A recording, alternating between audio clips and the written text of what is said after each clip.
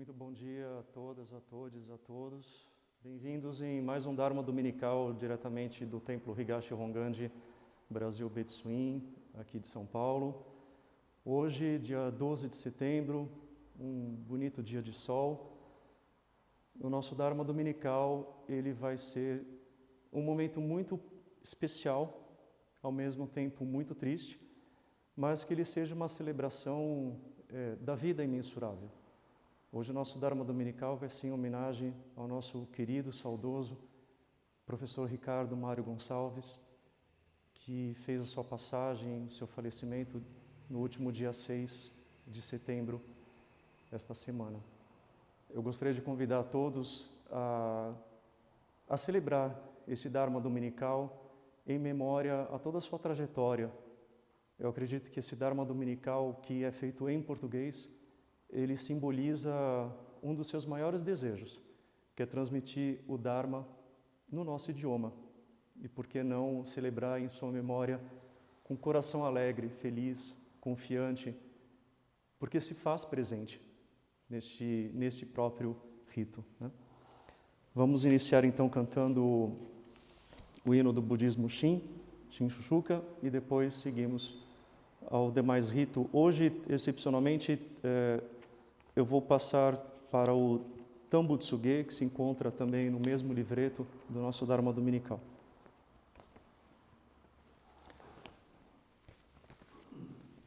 Namo Dabs, Namo Dabs, Namo Dabs, Namo Dabs, Namo Dabs. Fuka kimi no ri ni ai matsuru mi no sachi nani ni tato beki hitasura michi o kiki hiraki makoto no mimone itadakan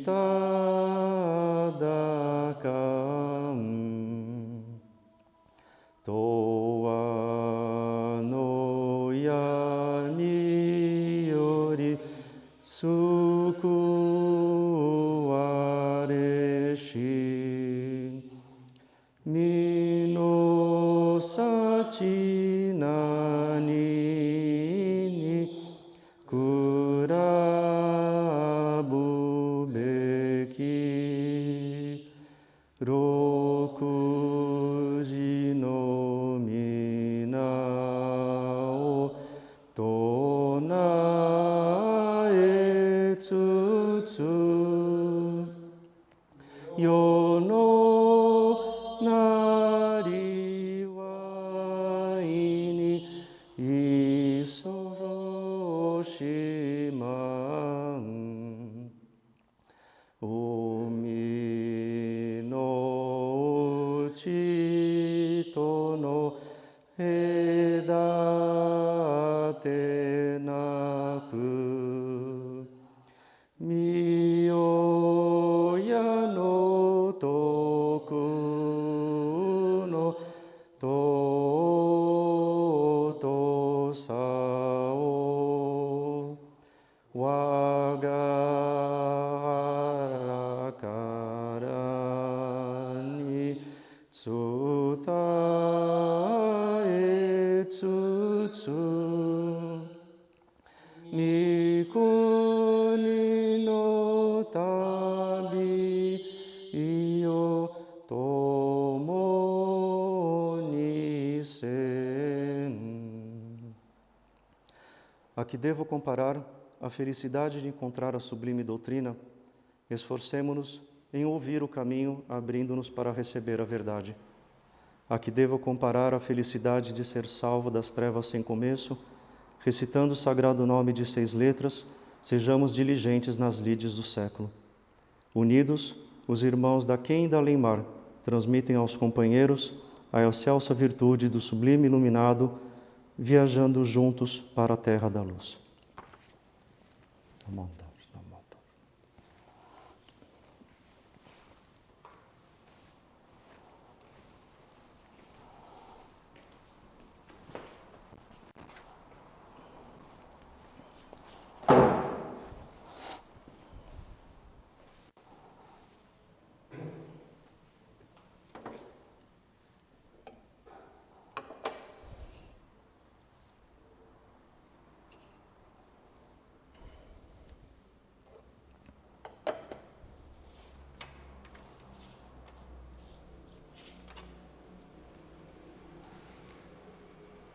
Buddha saranam gacchami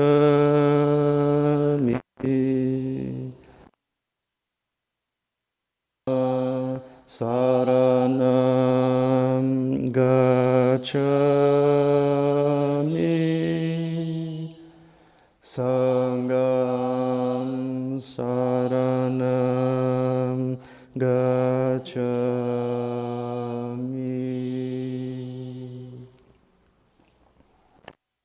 Difícil é obter o nascimento na condição humana, e agora nela estou vivendo.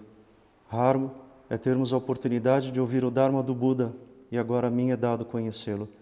Se não alcançar nesta mesma vida total libertação, em que outra vida poderia alcançá-la? Portanto, juntamente a todos os seres viventes, busco reverentemente tomar refúgio no tríplice tesouro do budismo. Eu tomo refúgio no Buda, o iluminado, que eu possa, juntamente a todos os seres viventes, realizar o grande caminho e manifestar a mente incomparável. Eu tomo refúgio no Dharma, a doutrina que conduz à iluminação, que eu possa, juntamente a todos os seres viventes, mergulhar nas profundezas do ensinamento e obter a sabedoria vasta como o oceano. Eu tomo refúgio no Sangha, a comunidade, que eu possa, juntamente a todos os seres viventes, viver em harmonia com o espírito de fraternidade, livre da escravidão do egoísmo. O Dharma, incomparavelmente profundo e precioso, é raramente encontrado mesmo em centenas de milhares de ciclos universais. A mim agora é facultado vê-lo, ouvi-lo e guardá-lo. Possa eu verdadeiramente ser alcançado pelo poder das palavras do Tathagata.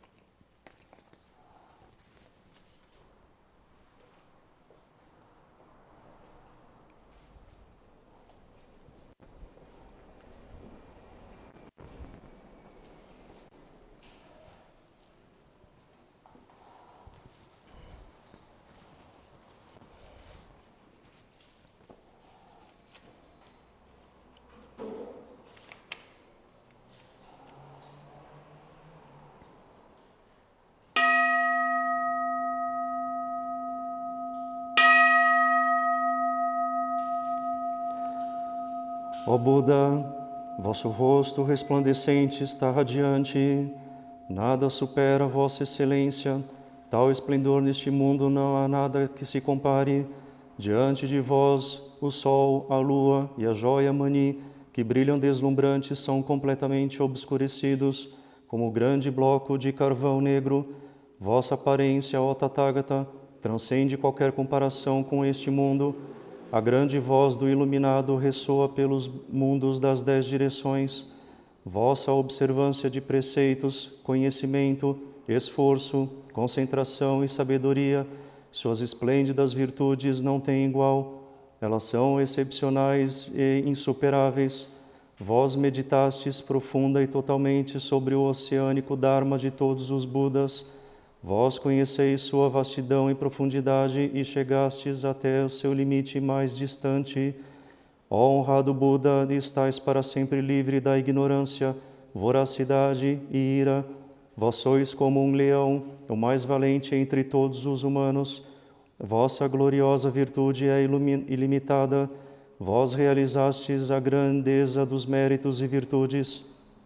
Vossa sabedoria é sublime e profunda. A força da vossa luz faz vibrar o oceano de 1 bilhão de mundos.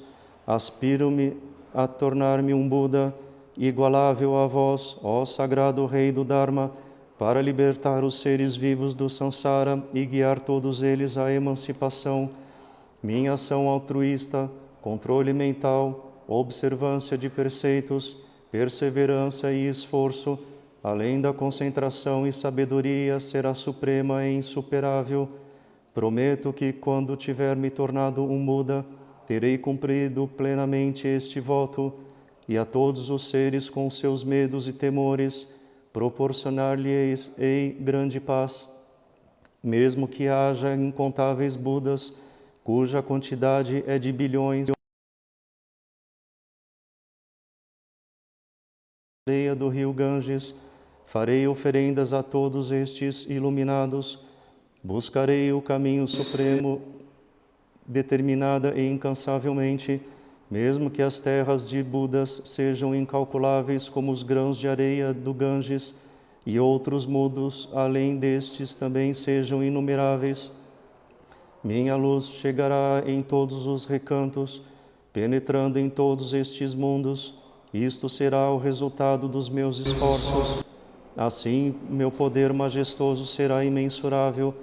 Quando eu tiver me tornado um Buda, minha terra será mais admirável, e seu povo será maravilhoso e insuperável. O trono da iluminação será supremo. Minha terra, sendo como o próprio Nirvana, estará acima de qualquer comparação. Terei piedade dos seres vivos e certamente salvarei todos eles. Aqueles que vierem das 10 direções encontrarão alegria e serenidade no coração. Ao chegarem à minha terra, terão paz e felicidade. Rogo a vós, ó Buda, que sejais minha testemunha e atesteis a veracidade de minha aspiração. Tendo feito os meus votos a vós, esforçar-me-ei por realizá-los. Os honrados Budas das 10 direções têm sabedoria desimpedida. Rogarei a estes honrados Budas que reconheçam minha intenção, mesmo que eu permaneça num estado de extrema dor, resistindo a todas as durezas com inesgotável vigor, realizarei tais práticas diligentemente. Namadabu,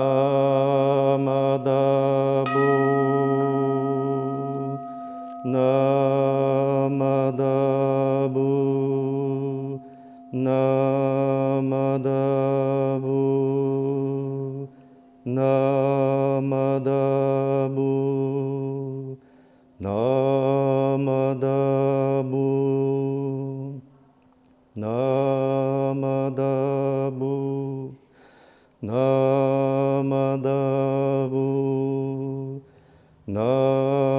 Namadabu, Namadabu, Namadabu.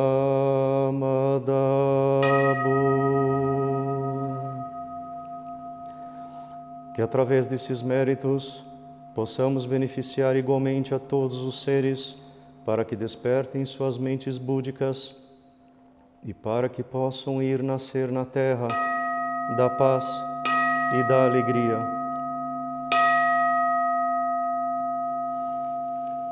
Namadabtu, namadabtu, namadabtu, namadabtu, namadabtu, namadabtu.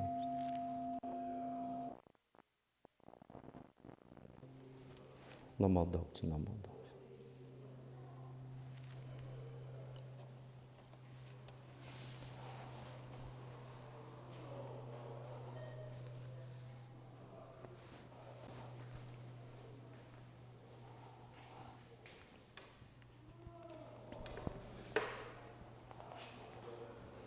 Bom,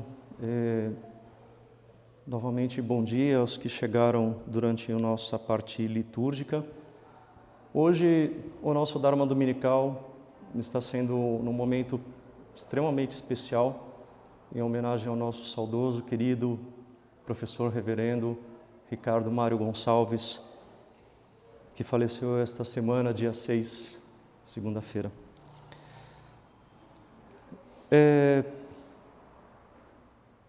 Toda homenagem que nós pudermos oferecer será pouca, certamente. E se eu puder resumir em uma palavra, esta pessoa maravilhosa que viveu entre nós seria extraordinário. Eu fiquei pensando em qual palavra poderia adequar isso. Tem várias. mas me veio essa à mente, porque extraordinário contém duas palavras, extra e ordinário. O ordinário do comum e o extra porque está além.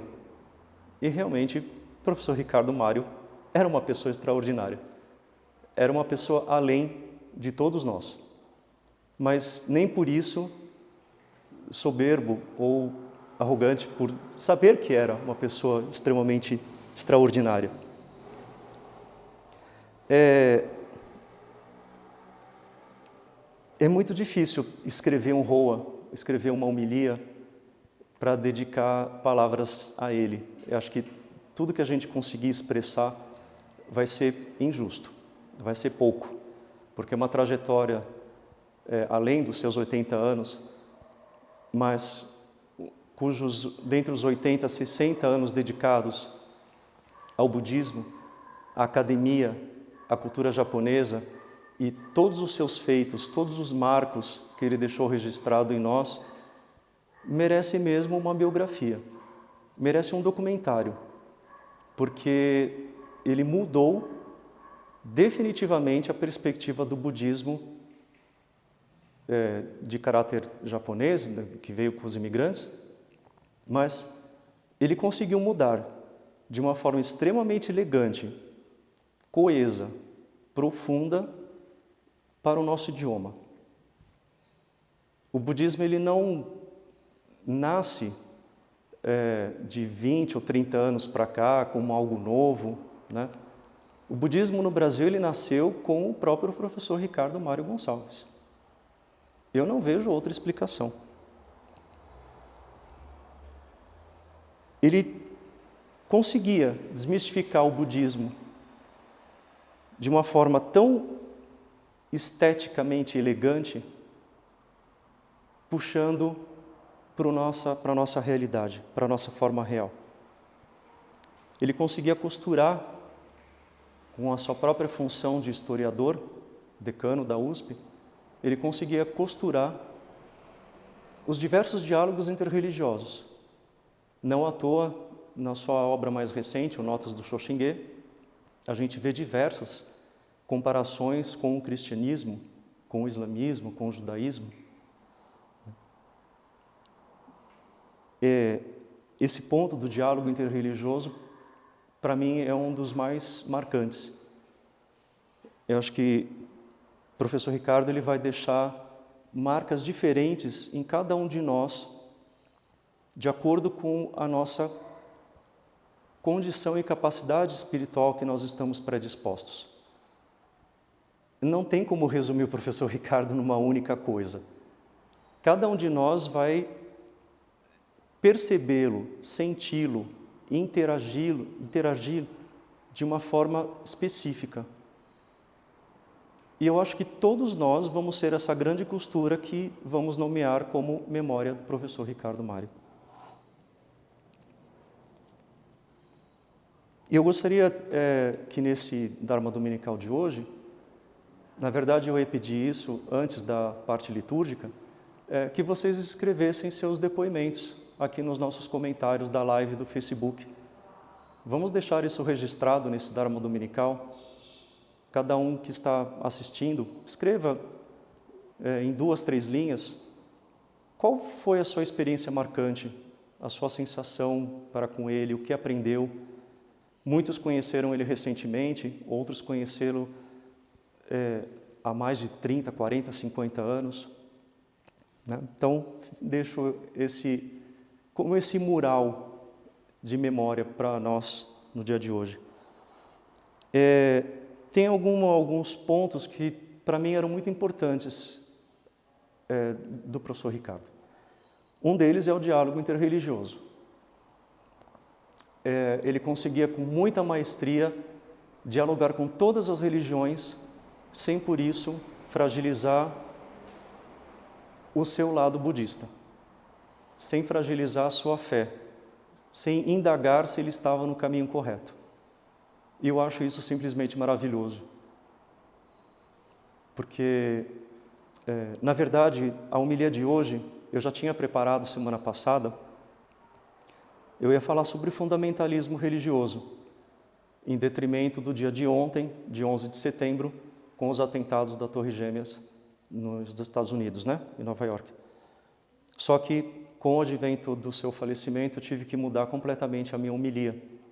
Mas, nem por isso eu deixo de fazer um pequeno gancho, porque diálogo interreligioso, ele vai exatamente à contramão do fundamentalismo que leva a tragédias, desgraças, como foi o 11 de setembro. Mas não é esse o assunto de hoje, posso uma outra vez falar a esse respeito.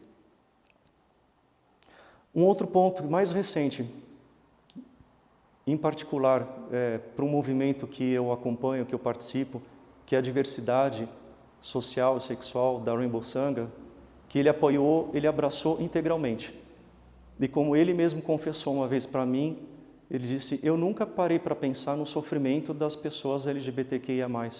E como que o budismo pode ser a salvação, a libertação completa para essas pessoas, sem preconceito, sem culpa, sem medo, sem pecado, nem nada. Ele falou, nossa, se eu tivesse pensado nisso antes, eu teria feito muito mais. E ele participou das nossas lives, dos nossos encontros, sempre nos apoiou, trazendo pequenos olhares dos textos budistas para com relação a esse tema que leva muitas pessoas a sofrerem. O professor Ricardo tinha um outro lado, que era do engajamento. Quando nós recitamos o ECO, a transmissão de méritos, dá-se a entender de que os nossos méritos acumulados vão beneficiar outras pessoas. Na verdade, a mensagem é que nós nos conscientizemos desses méritos do despertar para beneficiar outras pessoas mesmo. Ou seja, ele trazia dentro do ECO um ethos de comportamento. E ele acreditava piamente que o budismo precisa ser engajado nas esferas das pautas sociais. Meio ambiente, racismo, diversidade, violência, feminicídio. Ele era um apoiador integral nessas pautas. Quem eu acompanhava nas redes sociais, notadamente Facebook, né? Só o Facebook, ele não tinha Instagram, mas via que ele repostava defensor de trazer o budismo como um engajador na sociedade, como um olhar transformador através do Dharma para a saída desse sofrimento.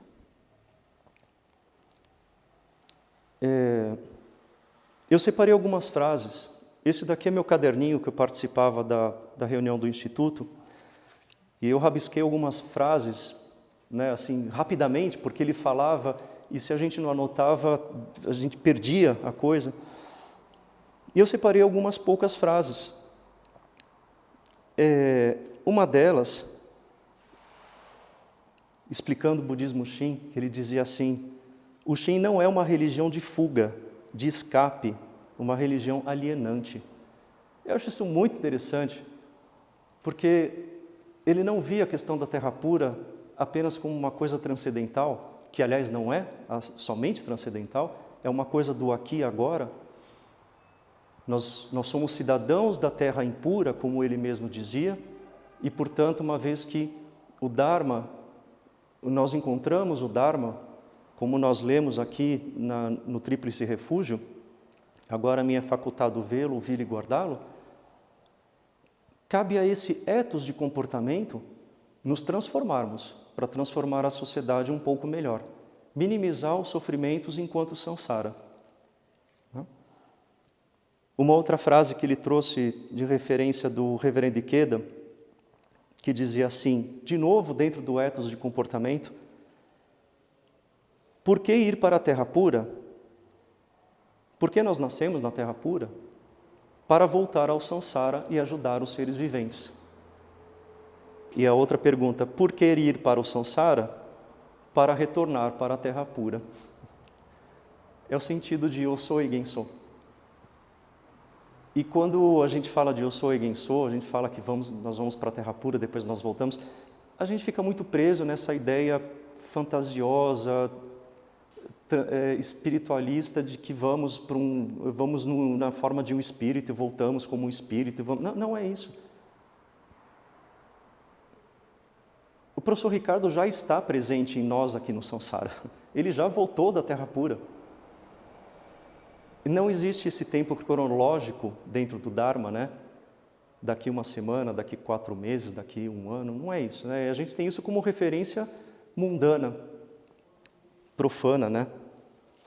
Mas, a partir do momento que o professor Ricardo fez o seu passamento, o seu falecimento, ou seja, qual o nome que vocês usarem, ele continua no Sansara conosco. O fato de estarmos falando nele, aqui e agora, confirma o quanto ele já está trabalhando no Sansara de lá da Terra pura. Né? Sem a gente se prender nessa especulação espiritual de planos, mundos, etc. Essas explicações, essas formas, elas são muito mais... Não é que elas são metafóricas, mas elas não têm muita importância para o budismo Shin. Se existe ou não a Terra pura num outro planeta, num outro universo. Né? O que importa, o mais importante disso, e como ele mesmo falava várias vezes, é a profunda tomada de consciência e transformação que todo o conceito de Terra pura, Shinjin e tudo mais que a gente vê no budismo, eles operam em nós. Né? Especular se o Buda Amida existe, o Buda Amida é um Deus, o Buda Amida... Essas formas que podemos ler, ora como figurativas, ora como realidades, né? O intuito não é se prender nelas, né?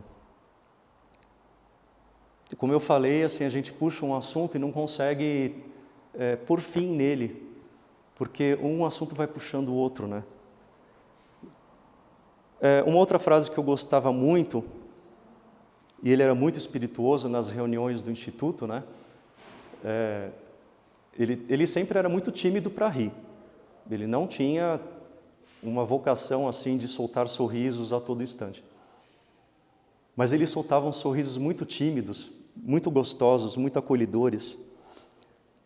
E uma vez ele falou assim: eu não sei o que vim fazer no Sansara, mas eu sei que eu preciso sair dele. Eu acho que essa frase tem uma profundidade grande, porque nós paramos de especular de onde eu vim, né, o que eu sou, todas essas indagações. Mas ele sabia que precisava sair dele, desse Sansara, esse sansarão, esse mundo dual, esse mundo dicotômico. Né? Uma frase que me foi lembrada agora pelo Rafael, aqui o nosso câmera, dizia assim que o tempo é uma nave espacial. Eu achava muito interessante isso, né? Nós entramos, nos transportamos. Né? E o que é isso, se não o velho viagem? Um dos maiores gênios que explica as religiões, e que o professor Ricardo tinha muita referência dele em falar a respeito do profano e do sagrado. Ele dizia a respeito dos ritos, as cerimônias, que elas são a expressão, a manifestação da Terra pura. Como diz o reverendo Takehashi, o nosso chefe de liturgia lá no Santuário Central, o rito se faz. Por mais que seja feito por seres humanos, mas é o rito que se faz.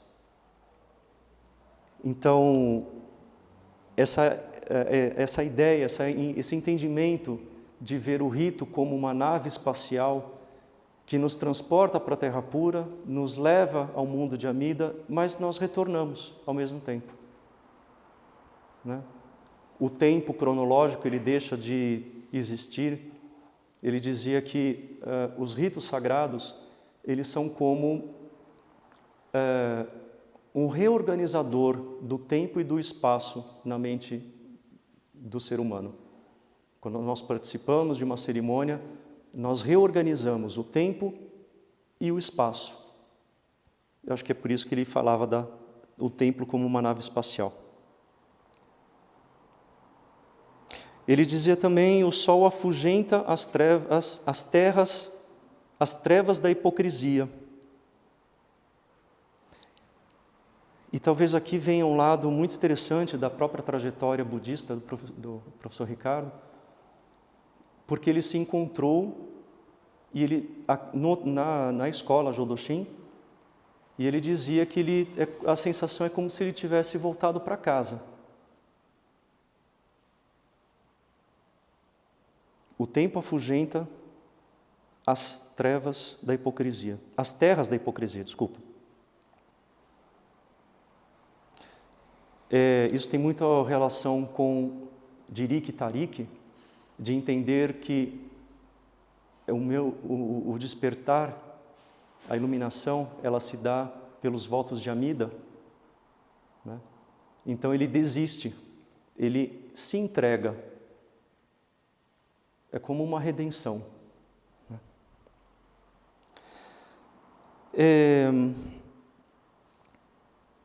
Um outro ponto mais recente que ele começou a fazer aqui no templo é participar, bom, na verdade não era aqui no templo, mas no Mosteiro de São Bento.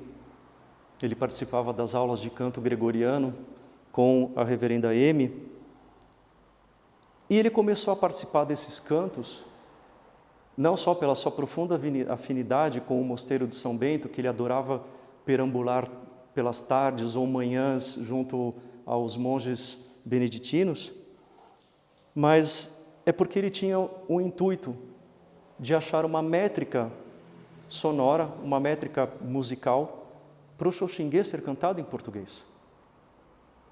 A gente já fez várias tentativas e a gente não consegue encontrar uma métrica certa. Então ele dizia: nós vamos encontrar a resposta com os monges beneditinos. E tem uma outra frase dele relacionada a isso. Que os poemas cantados nos levam além do discurso impensável e inominável. E uma frase de Santo Ambrósio, que ele citou em uma das reuniões, dizendo que o que se canta entra mais profundamente em nossos sentidos. O que se canta entra mais profundamente em nossos sentidos.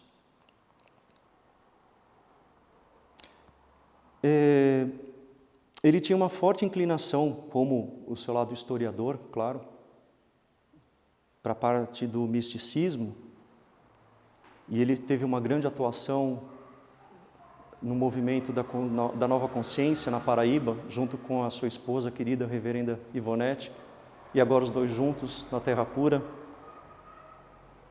A Mida deve estar extremamente feliz, né? Poxa, agora o professor Ricardo está aqui na minha terra. Que maravilha isso! E com todo o seu lado erudito, intelectual, profundo, que ele conhecia como historiador, que entrelaçava com o budismo, com a cultura japonesa, ele ainda assim compreendia as suas limitações. Ele se sentia como uma pessoa frágil, dizendo: eu não consigo fazer nada. A minha esposa se foi, não há nada que me resta fazer, eu não posso fazer nada.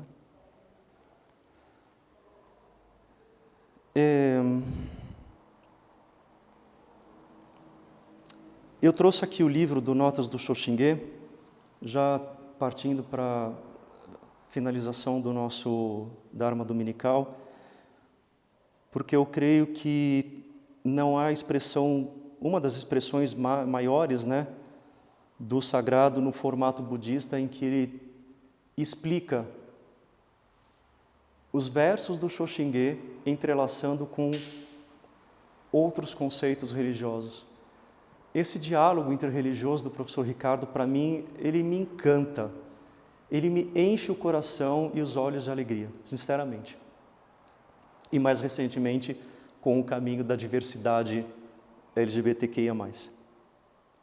E eu trouxe um trecho para ler aqui, que eu gostaria que talvez isso reflita, né? Como eu falei no início, é muito injusto tentar resumir qualquer frase ou texto atribuído a ele. Mas na página 17, para quem tiver o livro, eu acho que reflete muito a maneira como ele dialogava com as religiões. A mística da luz na história das religiões. Luminologia. A oposição entre a luz, realidade, sabedoria, vida, e as trevas, ilusão, ignorância e morte, é um tema recorrente na religiosidade gnóstica, que na antiguidade está presente desde a Índia até a bacia do Mediterrâneo. Uma de suas formulações mais antigas é a do Badaranyaka Upanishada, que anos atrás usávamos na cerimônia de acendimento das velas do movimento jovem do Higashi Hongandi. A frase diz: do irreal, conduz-me ao real, das trevas à luz, da morte à imortalidade. No texto gnóstico hermético, Asclépios, a dianida sobrepuja a do sol, abre aspas. Com efeito, é a luz da alma humana como o sol é do mundo, e clarifica mais. Pois tudo o que o sol clarifica é temporariamente privado dessa luz pela interposição da terra e da lua, quando a noite chega. Na Bíblia, luz é a primeira criação de Deus, que às vezes é descrito como sendo luz. Místicos judaicos, cabalistas e cristãos desenvolveram toda uma mística. O pseudo-Dionísio Areopagita diz que a luz absoluta da divindade é escuridão aos olhos dos homens, uma escuridão além da distinção luz-trevas. No século XII, São Bernardo de Clairvaux, o mentor espiritual dos Cavaleiros Templários, escreve que na eternidade as almas são mergulhadas num oceano imenso de luz eterna e de eternidade. No Islão, o fundamento da tradição mística é o seguinte versículo corânico que identifica Deus com a luz. Abre aspas.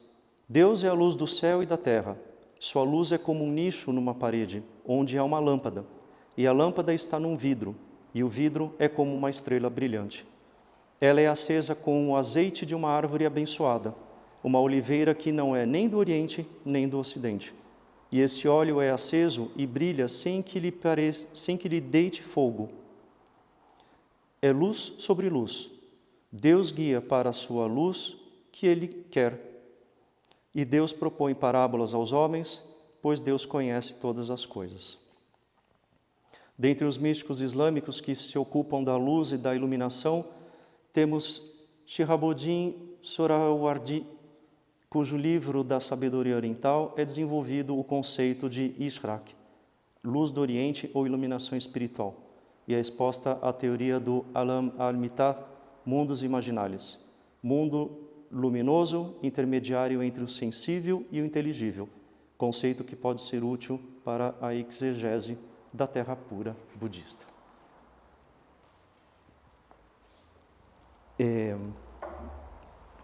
Eu acho que a gente não tem muito mais o que dizer depois dessas frases que se intercalam, com as outras vertentes religiosas, no intuito de promover uma cultura de paz e de respeito entre as religiões.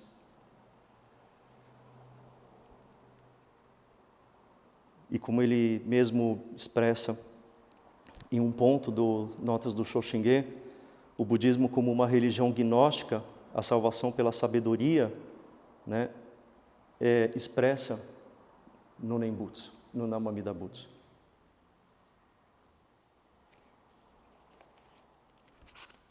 Eram essas as reflexões que eu queria trazer a todos vocês. Como eu disse inicialmente, é muito difícil resumir toda uma história complexa de uma pessoa extraordinária, como foi o professor Ricardo Mário Gonçalves. Vai ficar a memória, vai ficar as saudades, certamente. Vai ficar um vácuo. Nos tornamos órfãos. Agora vamos crescer e dar prosseguimento a esse bastão que nos foi passado por Ele, em vida, a todo instante, a todo encontro, a todo comentário no Facebook, a toda participação de uma live, seja lá qual for. O tempo todo ele estava passando o bastão. Alguns pegaram, outros não. Mas os que não pegaram, a gente vai passar.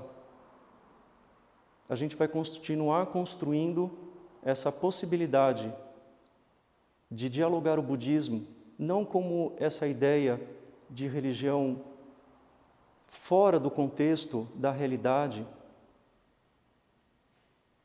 transcendental. A gente precisa trazer isso mais para o real. A gente precisa promover que o Dharma transforme os corações e as mentes das pessoas. E o professor Ricardo ele conseguia fazer isso como historiador, como maçom, ponto que eu não comentei, mas a sua grande atuação dentro da maçonaria, como avô para os seus netos, que fizeram uma página no Facebook. Eu convido vocês a curtirem a página e a escrever os seus depoimentos. A página se chama Memórias, Ricardo Mário Gonçalves, Memórias. Ele atuava como clérigo, atuava como um ser humano, dentro da sua fragilidade, dentro da sua limitação como ser humano, mas a vida imensurável se manifesta de várias formas. E a vida imensurável nos deu esse privilégio de se manifestar como um grande Buda entre nós.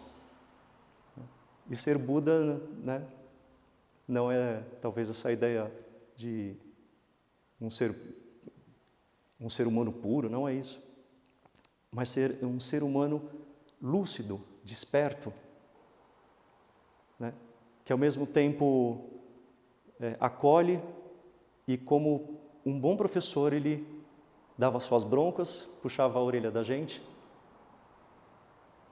exortava a ler livros, né? No instituto ele sempre dizia, tem este livro tal, tal, tal, tal, não só de budismo, de vários outros temas, né? A vida imensurável nos presenteou e vamos continuar saboreando todo o ensinamento que o professor Ricardo pôde deixar para a gente ao longo desses anos todos. Claro que é doloroso, a ficha não caiu ainda para muitos de nós, mas ele vive entre nós, né? É o sentido do Osoi Genso, né? Vai e volta para a terra pura, né? Sem delinear tempo e espaço, isso tudo. Muito obrigado, um bom domingo a todos vocês. Vamos encerrar cantando o Ondoku-san.